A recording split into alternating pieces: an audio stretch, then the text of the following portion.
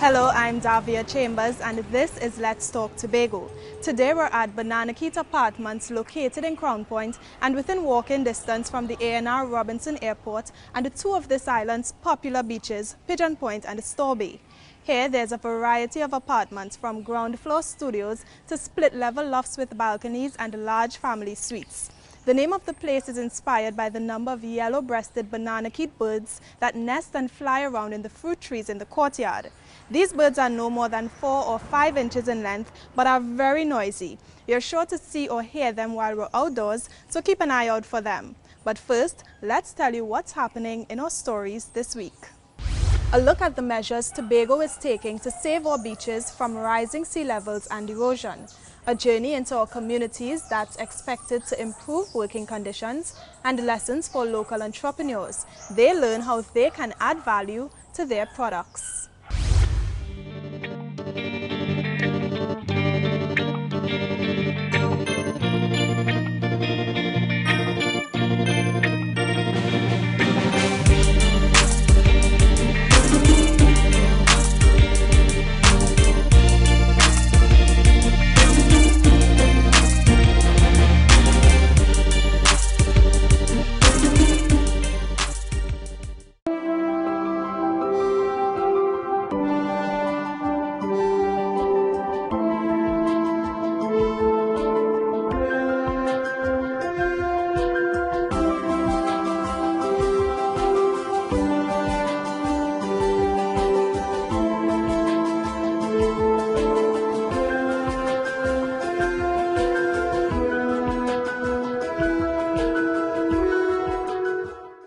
Welcome back to Let's Talk Tobago.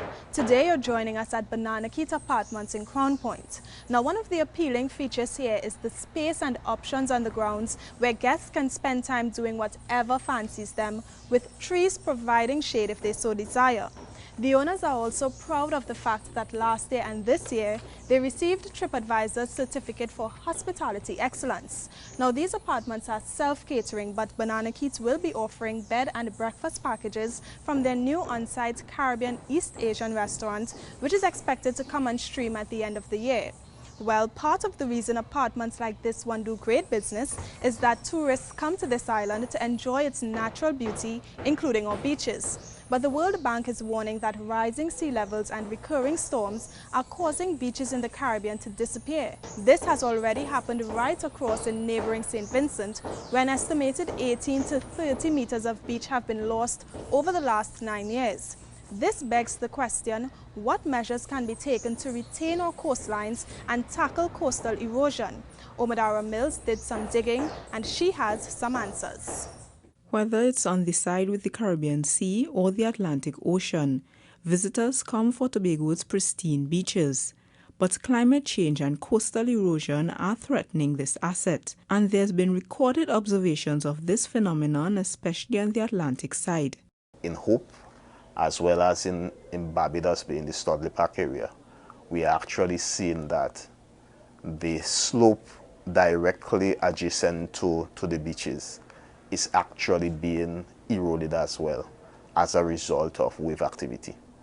And that as well could be an indicator that the level of the sea is rising, which allows the waves to now reach further inland and do further damage. There's also been the erosion of part of the Rockley Bay Beach in the Scarborough area, causing the beach profiling team at the Department of Natural Resources and the Environment to abandon that beach monitoring site. Although coastal erosion cannot be stopped completely, there are activities which Tobagonians can do to reduce the amount of beaches lost. One of the things that they can do is avoid beach mining, which is effectively the removal of sand from the beaches. Reason being, that is the natural buffer between land and sea. So any removal of sand makes the coastline more vulnerable. Other activities which can preserve our beaches are the replanting of trees, proper watershed management, and paying attention to the chemicals which go into our waterways and make their way along the coastline. Coral reefs, for example, serve as a natural protection for the coastline. So if in the ridge or inland we put harmful things into the watercourse, it eventually reaches the reef and affects it. The construction of seawalls by the Division of Infrastructure and Public Utilities is another means of protecting the coastline from rapid erosion and sea level rise. I'm Omadara Mills for Let's Talk Tobago. Staying with the issue of prevention, there's a new program in Tobago which targets lifestyle diseases. It brings the doctor to your home, no need to visit a health center or the hospital. The idea behind this promotion is to improve the quality of life for all on this island. Caroline Wallace reports. Access to quality healthcare services is important. It improves the quality life for everyone. It's also critical to help prevent diseases, treat health conditions, and increase life expectancy. In Tobago, to ensure that each person lives to their maximum life expectancy, a new project has been launched by the Tobago Regional Health Authority and the Division of Health and Social Services called Healthy Homes, Healthy Families. It is aimed to improve the overall quality of life of the population of Tobago by promoting health within families and their associated communities. We seek to bring about health equity by empowering individuals, as well as to define and strengthen the interagency and intersectorial links that affect equity. The program will take healthcare professionals into two specific communities for the pilot project, Belgarden and Canaan Bonaccord, where they'll conduct home-to-home health visits and lectures, with the lectures starting from as early as next month. To help individuals of all ages increase life expectancy, improve their life of quality, via reduction in the incidences of the chronic non-communicable diseases, diabetes, hypertension, and through the promotion of appropriate behaviors within the population via increased information, increased screening, and increased moderate exercise. And it will also incorporate physical activity in the communities, like this.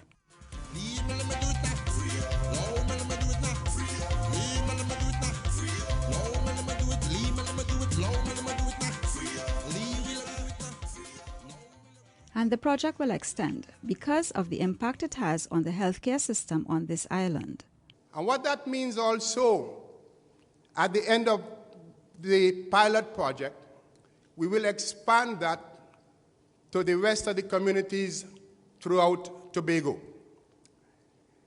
And in so doing, we'll expand the program as a whole.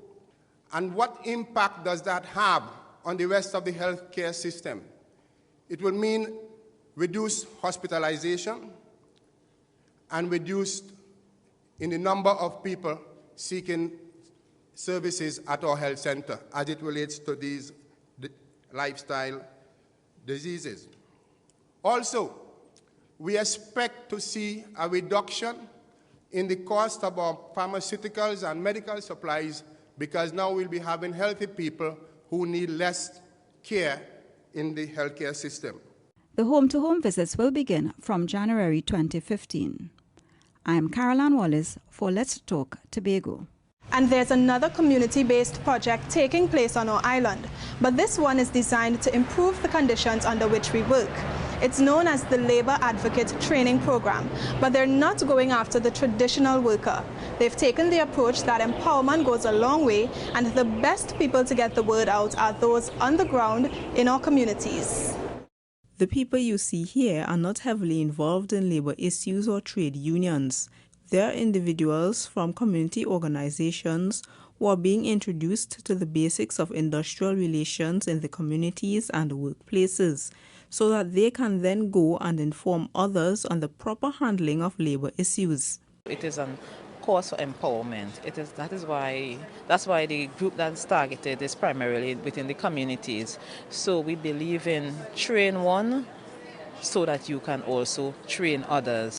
Community activists were invited because there's a need to have a more knowledgeable population as it relates to their rights and responsibilities in the workplace.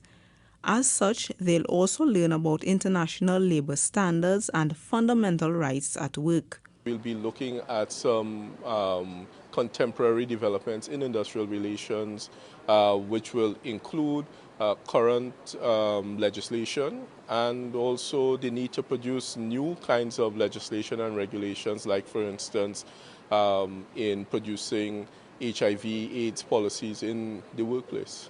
Gloria Garrick works with an international Christian organization, and she tells us how she will use the knowledge she has gained from this 5-day course, which is facilitated by the THA's Department of Labor and the Ministry of Labor Small and Micro Enterprise Development. The organization to which I'm representing also, we deal with women and men from all different walks of life. They also have problems that we would like to address. And being in this program, I think I will be able to help myself personally with the people I deal with, and also to pass on to the ministry to which I represent, so we can better serve and assist our people. At the end of this labor advocate training session, participants will be certified and can use this certification as a means of entering more advanced industrial relations courses. I'm Omadara Mills for Let's Talk Tobago. We're taking a break, but coming up, a place to finally call his own. A fire victim and his family get land and labor to help rebuild his life.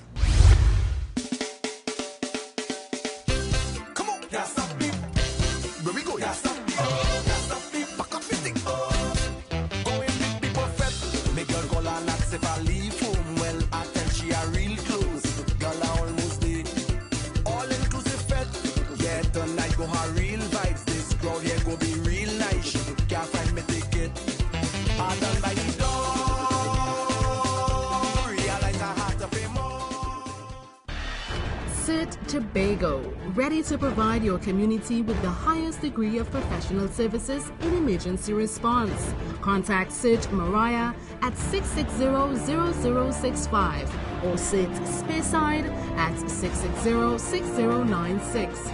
SIT 24-hour services, emergencies, medical or other. SIT Pro, the new face of emergency management.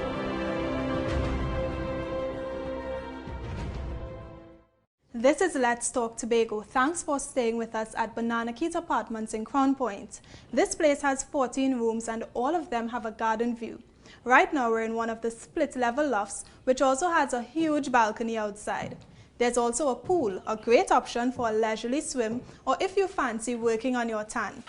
But away from Tobago, several agro-processors from this island took their products to the 2014 Denby Agricultural Show in Jamaica. That event was insightful for a number of reasons. The small business owners in this sector realized that they need to learn more about branding and the protection of their trademarks in order to avoid any legal troubles as their businesses grow. They're learning the hows and whys from an intellectual property seminar. Let's find out if it's helped them. Whether it's the ginger or coconut flavor, Nola Tobago's gourmet granola is one of the many local agro-processed items which you'll see on the grocery shelf. It's produced by Marlene Davidson, one of the 15 participants of the intellectual property seminar. She says that although she's been in the business for 4 years, she's now learning that there's more to just registering the innovation of her product. For me, what particularly stood out was the trademarks and registering a trademark for my company to facilitate some form of protection that may be necessary if I intend to take the product to another stage, well, maybe outside of Tobago. The seminar, which was hosted by members of the Intellectual Property Office, also discussed issues such as copyright procedures, patents, intellectual property rules and regulations, fees and filing requirements for applying and registering one's trademark. Information which the representative for the Tobago Apiculture Society, Gladstone Solomon, is grateful for.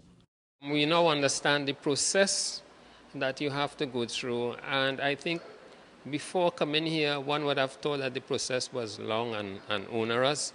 It is not as long as we imagine, or as costly as we imagine it would be. Certainly, we found out that we can get a lot of support from the Intellectual Property Office. The chairman of the Tobago Agro-Processors Association, Darylin Smart, explains how the knowledge will benefit these small business owners. How they can use their brand to trademark their businesses is very important at this stage, rather than when they get big and they have problems later on with their names and that sort of thing. So we're trying to curb that and to put things in place from the onset. The Division of Agriculture, Marine Affairs, Marketing and the Environment collaborated with the Tobago Agro-Processors Association to host the event, an initiative which the division believes will strengthen the island's agro-business sector. I'm Umadara Mills for Let's Talk Tobago. No one ever expects to leave home and return only to find that their home went up in flames. But that's exactly what happened to Neil Henry and his family. And the worst part is that it happened during the Christmas season back in 2012. Today, there's a ray of hope. He has been given land and construction is expected to begin soon. This was all that remained, bits and pieces of their 3-bedroom home. Since then, Neil and his family has been living at a home provided by a citizen in Moriah, but pretty soon they'll have their own. This empty lot of land in Buku Housing Development will eventually have a house, complements of the Tobago House of Assembly and Habitat for Humanity. The NGO will construct the home. He approached the Tobago House of Assembly for assistance, and we've been, for the last 5 years, speaking with a number of the Chief Secretary and a number of the other secretaries about Habitat for Humanity in Trinidad and Tobago, and then he heard about Habitat. And then Mr. Neil Henry decided, well, yeah, I'm going to try this Habitat thing to see if it's really true. And today we mark the fruits that it's really true, that Habitat for Humanity really cares about families and providing shelter. Ms. Messiah says that while the Assembly is providing the land, the financing for the construction will be done by Republic Bank Limited. From Trinidad's end, which is our history, it's normally $150,000 for a 3-bedroom home. From doing the math, and I understand that Tobago is a little bit different with that math, it possibly can be around $200,000 for a 3-bedroom home in Tobago. We're hoping through kind partners and sponsors that we could really beat that figure, and it really could be maybe 50% less. With this kind of assistance, Mr. Henry is beyond appreciative. He sees it as a light at the end of a dark tunnel. This is good. This is wonderful. You see, sometimes you may tell yourself that there is no way, but there is always a way. And I mean, I wasn't expecting this, but then I'm not surprised at it, because you see, when you think there's no way, God makes a way.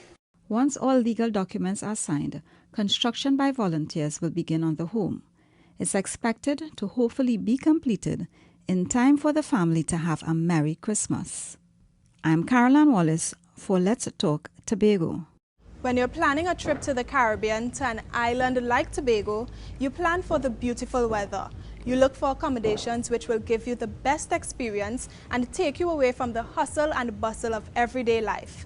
But the best laid plans will not protect you from a road accident.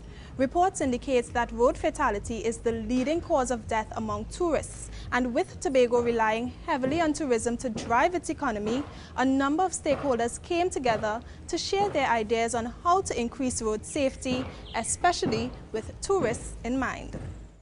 Tourists come to Tobago to enjoy the beaches, the island's natural attractions, and the calm environment.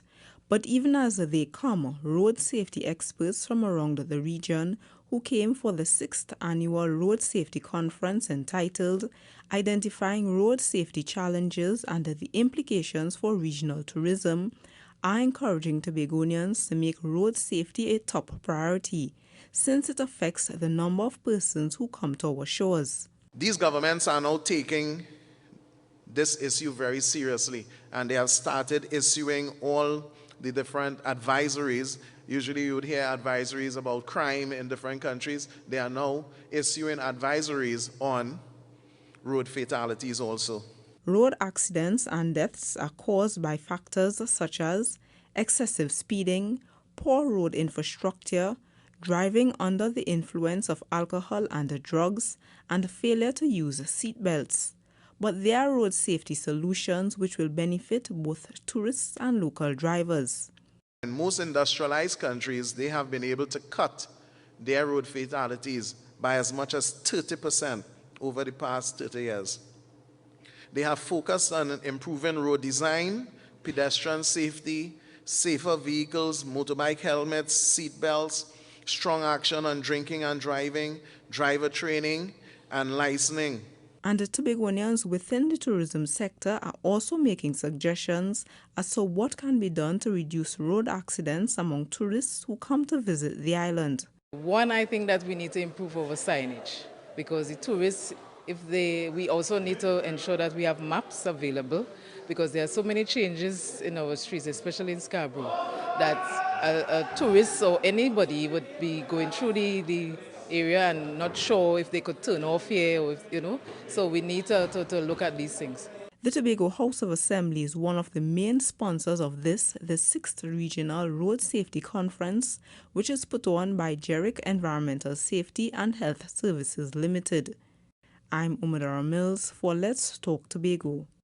It's time for another break, but on the other side, we'll introduce you to the 2 Tobago schools that came out on top at the 2014 Secondary Schools Short Film Festival.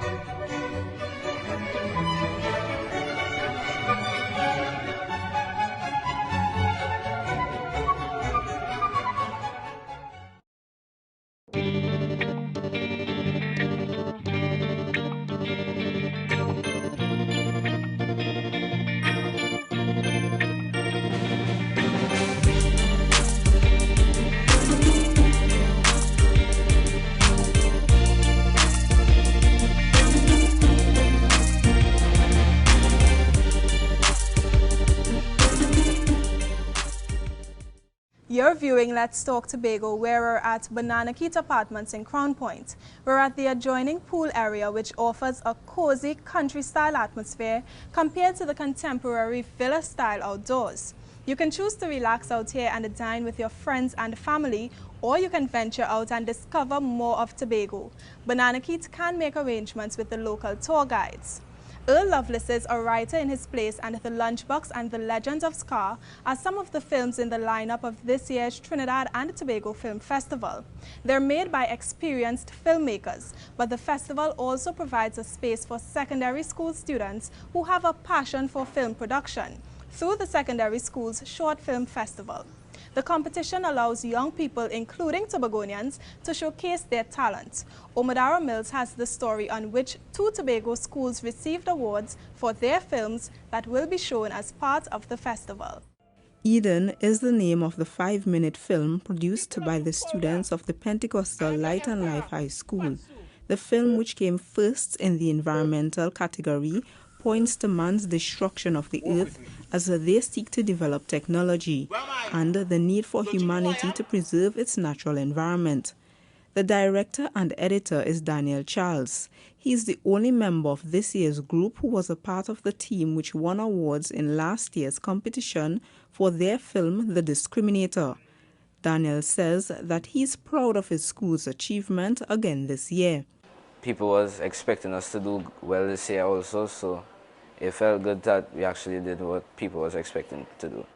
The Signal Hill Secondary School also received an award for their film Nasty, which they entered into the open theme category. That film deals with the taboo topic of incest.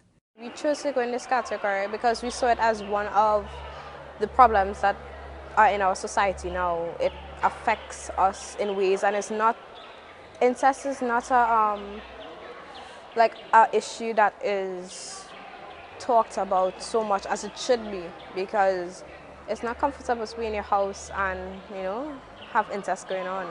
Daniel says that from his experience, he believes that many Tobagonians have the potential to do well in the film industry. Tobago has a lot of potential in film festival.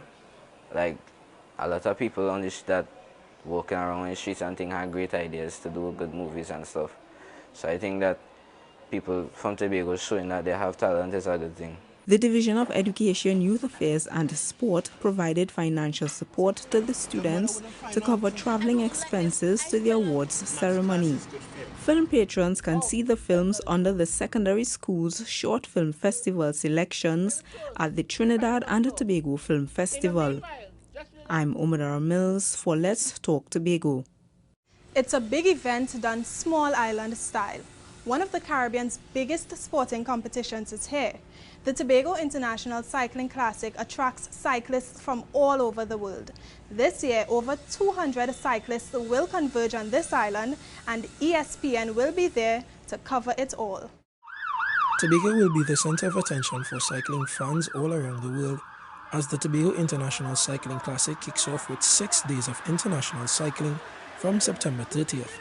Over 300 cyclists from more than 25 countries will be coming in for this internationally ranked event.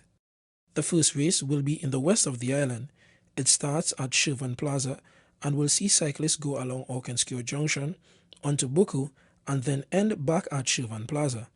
On the second day, cyclists will gather at Turtle Beach and race through Mount Irvin and Lescotho. Race Day 3 will see the usual Friday circuit in Plymouth. The remaining races for the event will be in Scarborough, the tour of the island reaching as far as Charlottesville. On the final day, October 5th, the competition will cover a 120-kilometer course throughout some of the toughest terrain along Tobago's scenic coastline. This event will be covered by ESPN and is sponsored by the Tobago House of Assembly. I'm Keyshawn Wilson for Let's Talk Tobago. And it's time to have your say, the segment of our program where we hear from you, our viewers. As we told you earlier, there's a new program called Healthy Homes, Healthy Families, which has been launched to raise awareness in communities across Tobago and tackle the high incidence of lifestyle diseases.